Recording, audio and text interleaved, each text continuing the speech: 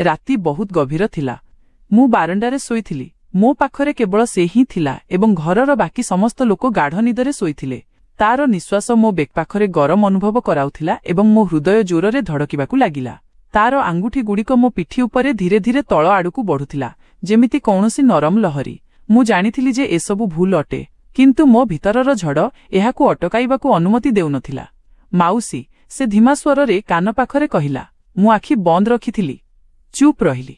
ସେହି ମୁହୂର୍ତ୍ତରେ ମୁଁ କୌଣସି ମାଉସୀ ନଥିଲି। ମୁଁ କେବଳ ଜଣେ ନାରୀ ଥିଲି ଯିଏ ସେହି ସ୍ପର୍ଶର ଗଭୀରତାରେ ବୁଡ଼ି ଯାଉଥିଲା, କାରଣ ମୋର ଇଚ୍ଛା ବଜାୟ ଥିଲା ଏବଂ ମୁଁ ସେହି ଇଚ୍ଛାକୁ ଦୂର କରିବାକୁ ଚାହୁଁଥିଲି। ଏହି କାହାଣୀ ସେହି ରାତିର ଅଟେ, ଯାହା ମୋତେ ସବୁଦିନ ପାଇଁ ବଦଳାଇ ଦେଇଥିଲା। ବନ୍ଧୁଗଣ, କାହାଣୀ ବହୁତ ମଜାଦାର ହେବାକୁ ଯାଉଛି, ଯେଉଁଥିରେ ଆପଣମାନଙ୍କୁ ବହୁତ ମଜା ଆସିବ। ହ୍ୟାଲୋ ବନ୍ଧୁଗଣ, ମୋ ନାମ ମୀନା। ମୋର ବୟସ 35 ବର୍ଷ ଏବଂ ଦେଖିବାକୁ ମୁଁ ଏବେ ବି ବହୁତ ଯୁବତୀ ଲାଗେ। ମୋ ଆଖି ବଡ଼ ବଡ଼ ଅଟେ, କ୍ଷୀର ପରି ଗୋରା ରଙ୍ଗ, ଓଠ ଗୋଲାପୀ ଏବଂ ଶରୀର ଏମିତି ଯେ ଲୋକମାନେ ପଛକୁ ବୁଲି ଆଡ଼ ଆଖିରେ ଦେଖନ୍ତି। ଶରୀରର ସେହି ଅଙ୍ଗଗୁଡ଼ିକରେ ଭରପୂରତା ଅଛି ଯେଉଁଠାରେ ଝିଅମାନେ ଲାଜ କରନ୍ତି, ମାନେ ଟିକେ ଉପରେ ଏବଂ ତଳେ। ମୁଁ ବିଧବା ଅଟେ, କିନ୍ତୁ ଜୀବନରେ ଏବେ ବି ସେହି ନିଆଁ ଅଛି ଯାହା ବେଳେବେଳେ ଜଳୁଥାଏ। ମୋ ସ୍ୱାମୀଙ୍କ ମୃତ୍ୟୁକୁ 5 ବର୍ଷ ହୋଇଗଲାଣି। ସେବେଠାରୁ ଆଜି ପର୍ଯ୍ୟନ୍ତ ମୋତେ କେହି ଛୁଇଁ ନାହାନ୍ତି ଏବଂ ଏବେ ମୁଁ ମୋ ବାପ ଘରେ ରହୁଛି ଏବଂ ବହୁତ ଏକାପଣ ଅନୁଭବ କରୁଛି, କାରଣ ମୋର ମଧ୍ୟ କିଛି ଇଚ୍ଛା ଅଛି। ମୁଁ ମଧ୍ୟ ଜଣେ ନାରୀ ଏବଂ ଯଦି ଆପଣ ମଧ୍ୟ ମୋ ସହିତ କଥା ହେବାକୁ ଚାହାନ୍ତି, ତେବେ ମୁଁ ମୋ ନମ୍ବର ଏହି ଭିଡିଓରେ କହିଛି। ତେଣୁ ସମ୍ପୂର୍ଣ୍ଣ କାହାଣୀ ଶୁଣନ୍ତୁ, କାରଣ ମୋ ନମ୍ବର ଏହି କାହାଣୀ ଭିତରେ ଅଛି। ମୋ ବାପଘରକୁ ମୋ ଭଣଜା ରାହୁଲ ମଧ୍ୟ ଆସିବା ଯିବା କରେ। ସେ 22 ବର୍ଷର ଜଣେ ଯୁବକ, ଡେଙ୍ଗା ଚଉଡ଼ା ମାଂସପେଶୀ ଥିବା ପିଲା ଏବଂ ତାର ହସରେ କିଛି ଏମିତି ଅଛି ଯାହା ହୃଦୟକୁ ଛୁଇଁଯାଏ। ମୁଁ ଭାବେ କି ଯଦି ସେ ମୋର ପୁଅ ହୋଇଥାନ୍ତା ତେବେ କେତେ ଭଲ ହୋଇଥାନ୍ତା, କିନ୍ତୁ ସେ ହେଉଛି ଭଣଜା ଏବଂ ବେଳେବେଳେ ତାର ଚାହାଣୀ ମୋତେ ଅଜବ ଲାଗେ। ହେଉ, ଆଜି ମୁଁ ତୁମକୁ ମୋର ଏବଂ ରାହୁଲର କାହାଣୀ ଶୁଣାଉଛି। ଏହି କାହାଣୀ ଟିକେ ଅଲଗା। ଚାଲନ୍ତୁ ଆରମ୍ଭ କରିବା। ଏହା ଗତ ବର୍ଷର କଥା, ଯେବେ ରାହୁଲ ଖରାଦିନ ଛୁଟିରେ ମୋ ଘରକୁ ଆସିଥିଲା। ମୋ ଘର ଗାଁରେ ଅଛି, ଏକ ବଡ଼ ପୁରୁଣା ହାବେଲି ଭଳି, ଯେଉଁଠାରେ ବଡ଼ ବଡ଼ ବଖରା ଅଛି ଏବଂ ସନ୍ଧ୍ୟାରେ ପବନ ବହେ। ମୁଁ ଏକା ରୁହେ, କେବଳ ଜଣେ ଚାକରାଣୀ ସକାଳ ଓ ସନ୍ଧ୍ୟାରେ ଆସେ। ରାହୁଲ କଲେଜରୁ ଆସିଥିଲା ଏବଂ ସେ କହିଲା ଯେ ସେ ପୁରା 2 ମାସ ଏଠାରେ ରହିବ। ପାଠପଢ଼ା ପାଇଁ ଶାନ୍ତ ଜାଗା ଦରକାର। ମୁଁ ଖୁସି ହେଲି କାରଣ ଘରେ ଏକା ଲାଗୁଥିଲା। ସେ ଆସିଲା ତ ମୁଁ ତାକୁ କୁଣ୍ଢାଇ ପକାଇଲି, ଯେମିତି ମାଉସୀ ଭଣଜାକୁ କୁଣ୍ଢାଏ। କିନ୍ତୁ ତାର ଶରୀର ଛୁଇଁବା ମାତ୍ରେ ମୋତେ କିଛି ଅଜବ ଲାଗିଲା। ସେ ଏତେ ମଜବୁତ ହୋଇଯାଇଥିଲା, ତାର କାନ୍ଧ ଚଉଡ଼ା ଏବଂ ସେ ମୋତେ ଟିକେ ଅଧିକ ସମୟ ଧରି ରଖିଲା। ମୁଁ ଭାବିଲି ବୋଧହୁଏ ପିଲାଦିନର ଅଭ୍ୟାସ। ପ୍ରଥମ ଦିନ ସନ୍ଧ୍ୟାରେ ଆମେ ଦୁହେଁ ଛାତ ଉପରେ ବସିଥିଲୁ। ଗାଁର ପବନରେ ଥଣ୍ଡା ଥିଲା ଏବଂ ଦୂରରୁ ଗାଈମାନଙ୍କ ଘଣ୍ଟି ଶୁଭୁଥିଲା। ରାହୁଲ କହିଲା, ମାଉସୀ, ଆପଣ ଏଠାରେ ଏକା କେମିତି ରହିଯାଉଛନ୍ତି? ଏତେ ବଡ଼ ଘର, ରାତିରେ ଡର ଲାଗେନି? ମୁଁ ହସିଲି। ଆରେ ଡର କେଉଁ କଥାର? ମୋର ତ ଅଭ୍ୟାସ ହୋଇଗଲାଣି। କିନ୍ତୁ ତୁ ଆସିଯାଇଛୁ ନା, ଏବେ ମଜା ଆସିବ। ସେ ହସିଲା ଏବଂ କହିଲା, ହଁ ମାଉସୀ, ମୁଁ ଆପଣଙ୍କ ପ୍ରତି ଜିନିଷର ଧ୍ୟାନ ରଖିବି। ଆପଣ କହିଲେ ମାଲିସ ମଧ୍ୟ କରିଦେବି। ମୁଁ ଚମକି ପଡ଼ିଲି କିନ୍ତୁ ହସିକି କଥା ଉଡ଼ାଇଦେଲି। ଆରେ ପାଗଳ, ମାଲିସର କ'ଣ ଦରକାର? ତୁ ବାସ୍ ସାଥିରେ ବସି କଥା ହୁଅ। କିନ୍ତୁ ତା କଥାରେ କିଛି ଅଲଗା ଲାଗିଲା ମୋତେ। କିନ୍ତୁ ପ୍ରକୃତରେ ସେ କେବଳ ମଜାକ କରୁଥିଲା। ମୁଁ କଥା ବଦଳାଇଲି। ଚାଲ ତଳକୁ ଯାଇ ଚା ବନାଉଛି। ରୋଷେଇ ଘରେ ମୁଁ ଚା ବନାଉଥିଲି ଏବଂ ରାହୁଲ ପଛରେ ଛିଡ଼ା ହୋଇଗଲା। ସେ କହିଲା, ମାଉସୀ, ଆପଣଙ୍କ ଅଣ୍ଟା କେତେ ପତଳା, ଯେମିତି କୌଣସି ମଡେଲ। ମୁଁ ପଛକୁ ବୁଲି ଦେଖିଲି, ସେ ହସୁଥିଲା। ମୁଁ କହିଲି, ବନ୍ଦ କର ତୁ ବି। ମୁଁ ତ ଜଣେ ସାଧାରଣ ନାରୀ, କିନ୍ତୁ ଭିତରୁ ମୋତେ ଭଲ ଲାଗିଲା, କାରଣ ବର୍ଷ ବର୍ଷ ଧରି କେହି ମୋର ଏମିତି ପ୍ରଶଂସା କରିନଥିଲେ। ଚା ପିଇବା ସମୟରେ ଆମେ କଥା ହେବାକୁ ଲାଗିଲୁ। ସେ ନିଜ କଲେଜର ଝିଅମାନଙ୍କ ବିଷୟରେ କହୁଥିଲା, କେମିତି ସେମାନେ ସବୁ ତା ପଛରେ ପଡ଼ନ୍ତି। ମୁଁ ପଚାରିଲି, କାହା ସହିତ ପ୍ରେମ ଅଛି କି? ସେ କହିଲା, ନା ମାଉସୀ, ମୋତେ ତ ଏମିତି ଝିଅ ଦରକାର ଯିଏ ଆପଣଙ୍କ ପରି ହୋଇଥିବ। ବୁଝିବା ବାଲା, ସୁନ୍ଦର ଏବଂ ଗରମ। ଗରମ ଶବ୍ଦ ଶୁଣି ମୁଁ ଅଟକିଗଲି। କ'ଣ ମାନେ? କିନ୍ତୁ ସେ ହସିକି କହିଲା, ମାନେ ଗରମ ମିଞ୍ଜାସ ବାଲା, ଯେମିତି ଆପଣ। ମୁଁ ଶାନ୍ତିର ନିଶ୍ୱାସ ନେଲି, କିନ୍ତୁ ଭାବିଲି ଯେ ଏହି ପିଲା କେତେ ଦୁଷ୍ଟ। ସନ୍ଧ୍ୟା ହୋଇଗଲା ଏବଂ ଆମେ ରାତ୍ରି ଭୋଜନ କରି ଶୋଇବାକୁ ଗଲୁ। ତାର ରୁମ୍ ମୋ ପାଖ ରୁମ୍ ଥିଲା ଏବଂ ରାତିରେ ମୋତେ ଲାଗିଲା ଯେମିତି ସେ କବାଟ ପାଖରେ ଛିଡ଼ା ହୋଇଛି, କିନ୍ତୁ ବୋଧହୁଏ ମୋର ଭ୍ରମ ଥିଲା। ତା ପରଦିନ ସକାଳେ ମୁଁ ଉଠିଲି ତ ରାହୁଲ ଆଗରୁ ଉଠି ସାରିଥିଲା। ସେ ଅଗଣାରେ ବ୍ୟାୟାମ କରୁଥିଲା ବିନା ସର୍ଟରେ। ତା ଦେହ ଝାଳରେ ଚମକୁଥିଲା। ମାଂସପେଶୀ ଗୁଡ଼ିକ ଫୁଲି ଉଠିଥିଲା।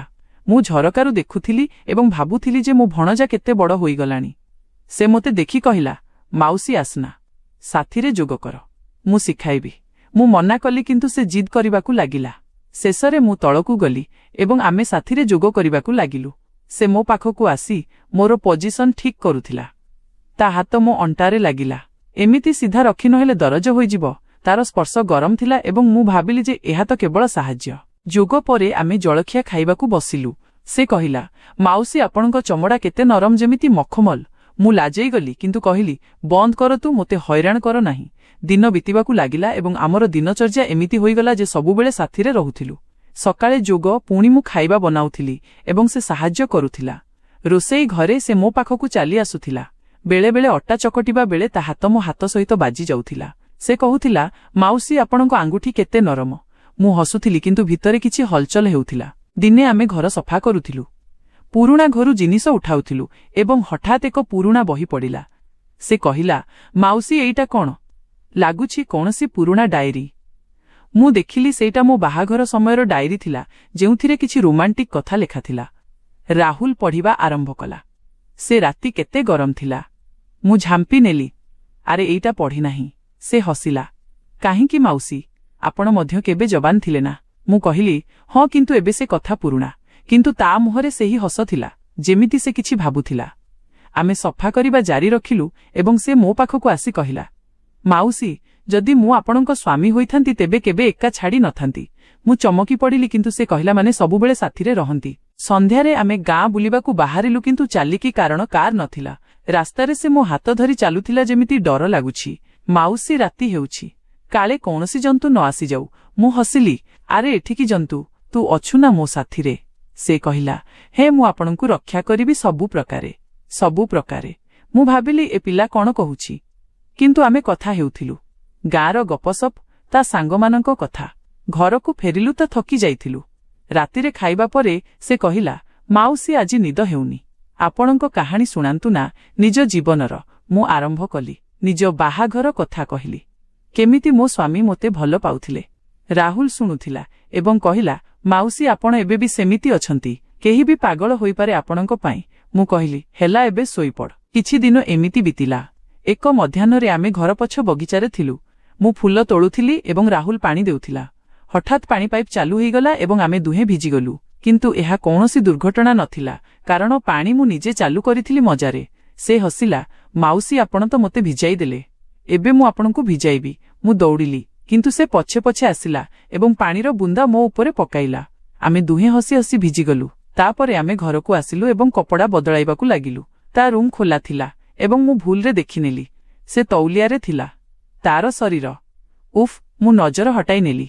ସେ କହିଲା, ମାଉସୀ, ଆସନ, ସାହାଯ୍ୟ କର ତଉଲିଆ ଶୁଖାଇବାରେ। ମୁଁ ମନା କଲି, କିନ୍ତୁ ଭିତରୁ କିଛି ହେଲା। ଧୀରେ ଧୀରେ ରାହୁଲ ମୋ ଜୀବନର ଅଂଶ ବନିଗଲା। ସେ ମୋ ପାଇଁ ବଜାରରୁ ଜିନିଷ ଆଣୁଥିଲା, କିନ୍ତୁ କେବେ ଏକା ନୁହେଁ, ଆମେ ସାଥିରେ ଯାଉଥିଲୁ। ଦିନେ ଆମେ ଘରେ ପୁରୁଣା ଫଟୋ ଦେଖୁଥିଲୁ। ମୋ ବାହାଘର ଫଟୋରେ ମୁଁ କନ୍ୟା ବେଶରେ ଥିଲି। ରାହୁଲ କହିଲା, ମାଉସୀ, ଆପଣ କେତେ ଅଲଗା ଦେଖାଯାଉଛନ୍ତି। ଅଲଗା? ମୁଁ କହିଲି, ଆରେ ସେଇଟା ତ ପୁରୁଣା କଥା। କିନ୍ତୁ ସେ କହିଲା, ନା, ଏବେ ବି ସେମିତି। ଯଦି ମୁଁ ଆପଣଙ୍କ ବୟସର ହୋଇଥାନ୍ତି ତ? ସେ ଅଟକି ଗଲା। ମୁଁ ପଚାରିଲି, ତ କ'ଣ? ସେ ହସିଲା, ତ ଆପଣଙ୍କୁ ବାହା ହୋଇଥାନ୍ତି। ମୁଁ ଚମକି ପଡ଼ିଲି କିନ୍ତୁ ଭାବିଲି ମଜାକ, କିନ୍ତୁ ତା ଆଖିରେ କିଛି ଥିଲା। ରାତିରେ ମୋତେ ନିଦ ହେଲା ନାହିଁ। ମୁଁ ଭାବୁଥିଲି କି କ'ଣ ରାହୁଲ ମୋତେ ପସନ୍ଦ କରେ, କିନ୍ତୁ ନା, ସେ ତ ଭଣଜା ଅଟେ। ଗୋଟିଏ ସପ୍ତାହ ପରେ ଆମେ ଘର ମରାମତି କରାଉଥିଲୁ। ଶ୍ରମିକମାନେ ଆସିଥିଲେ, କିନ୍ତୁ ରାହୁଲ ନିଜେ କାମ କରୁଥିଲା।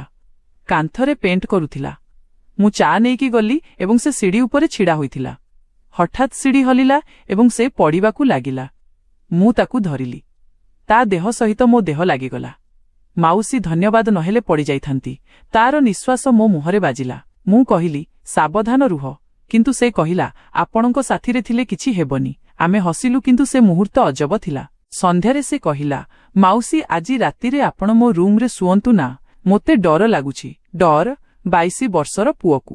ମୁଁ ମନା କଲି, ନା, ତୁ ବଡ଼ ହୋଇଗଲୁଣି। କିନ୍ତୁ ସେ ଜିଦ୍ କରୁଥିଲା। ଶେଷରେ ମୁଁ କହିଲି, ଠିକ୍ ଅଛି, କିନ୍ତୁ ଅଲଗା ବେଡ୍ରେ। କିନ୍ତୁ ରୁମ୍ ଛୋଟ ଥିଲା, ବେଡ୍ ଗୋଟିଏ। ନା, ମୁଁ ମୋ ନିଜ ରୁମ୍ ବାଛିଲି। ରାହୁଲ କହିଲା ଯେ ତା ରୁମ୍ ଥଣ୍ଡା, ମୋ ରୁମ୍ ଗରମ। ଆମେ ମୋ ରୁମ୍ରେ ବସି କଥା ହେବାକୁ ଲାଗିଲୁ। ସେ ମୋ ଗୋଡ଼ ଚିପିବାକୁ ଲାଗିଲା। ମାଉସୀ, ଥକି ଯାଇଥିବେ। ତା ହାତ ମୋ ଗୋଡ଼ ଉପରେ ଉପର ଆଡ଼କୁ ଯାଉଥିଲା। ମୁଁ ଅଟକାଇଲି। ବସ୍, ଯଥେଷ୍ଟ ହେଲା। କିନ୍ତୁ ସେ କହିଲା, ମାଉସୀ, ଆପଣଙ୍କ ଗୋଡ଼ କେତେ ଚିକ୍କଣ। ମୁଁ ଲାଜେଇ ଗଲି। ସାରା ରାତି ମୁଁ ଚେଇଁ ରହିଲି। ଭାବୁଥିଲି କି କ'ଣ ହେଉଛି। ସକାଳେ ସେ କହିଲା, ମାଉସୀ, ରାତି ଭଲ ଥିଲା ନା?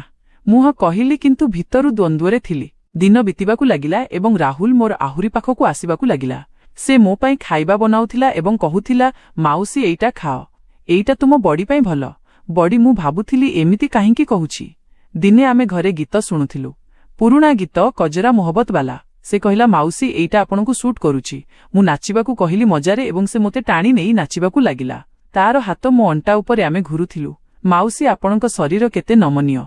मु अटकाई देली किंतु हृदय धड़की जाउथिला। फेर दिने राहुल कहिला जे से मोते सरप्राइज देबाकु चाहुछि।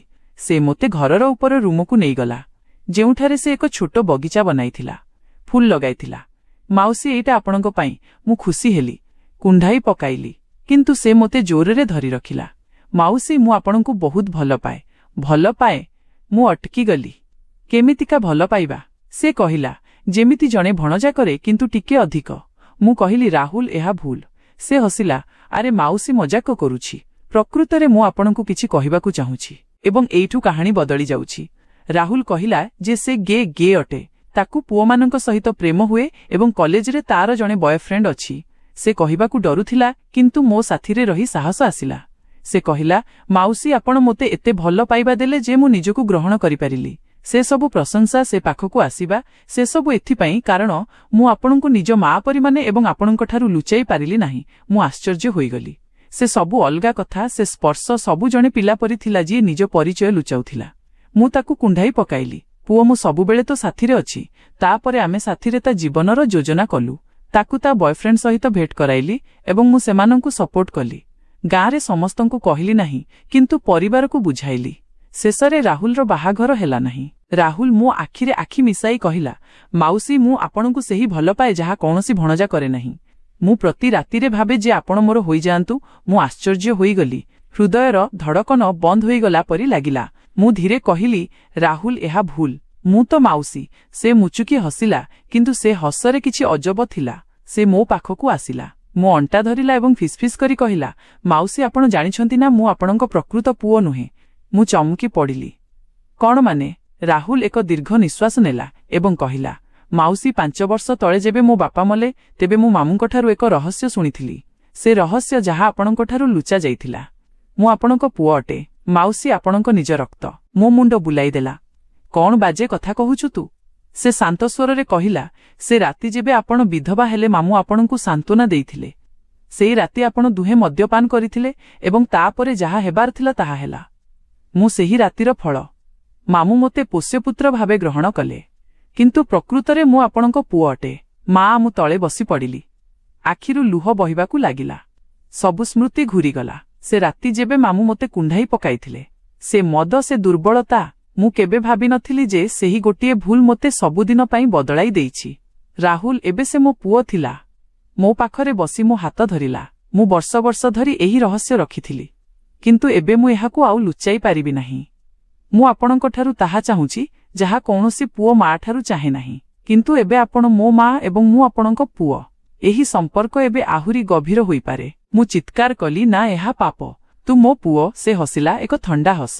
पाप माउसी बा मा, आपण तो आगरु ही ए पाप करि सारिथिले। एबे बस ताकु पूरा करंतु। सेही रातिरे मु भांगी पड़िली। से स्पर्श, से गरमाहट सबुकिछि बदली गला।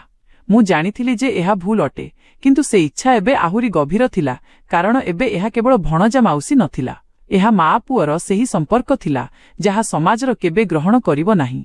एवं सेही रातिरे मु ता बाहुरे समर्पण करिदेली, कारण एबे अटकाइबार कौनसी कारण बंची नथिला। एही कहानी सेही रातिर अटे जहा मोते केवल बदलाई देला नाही, बरं संपूर्ण रूपे भांगी नुआ जन्म देला। तो बंधुगण, एहा थिला मोर एवं मो भणजार कहानी। तो बंधुगण, कहानी आपनकु केमिति लागिला कमेंट करी निश्चय जणाइबे। एवं जदि आपण चैनल को प्रथम थर आसिछंती तेबे चैनल को सब्सक्राइब करी निजर भल पाइबा निश्चय देखाइबे। देखा हेबो एमिति एक नुआ वीडियो सहित। सेते बेल पर्यंत बाय बाय।